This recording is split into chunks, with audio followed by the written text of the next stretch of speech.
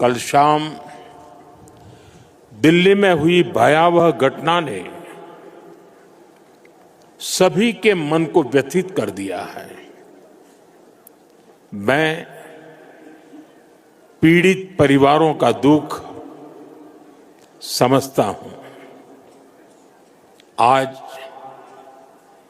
पूरा देश उनके साथ खड़ा है। मैं कल रात भर इस घटना की जांच में जुटी सभी एजेंसियों के साथ, सभी महत्वपूर्ण लोगों के साथ संपर्क में था, विचार विमर्श चलता था, जानकारियों के तार जोड़े जा रहे थे। हमारी एजेंसियां इस षड्यंत्र की तह तक जाएगी। इसके पीछे के षड्यंत्रकारियों को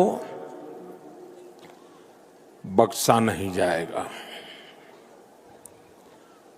All those responsible will be brought to justice.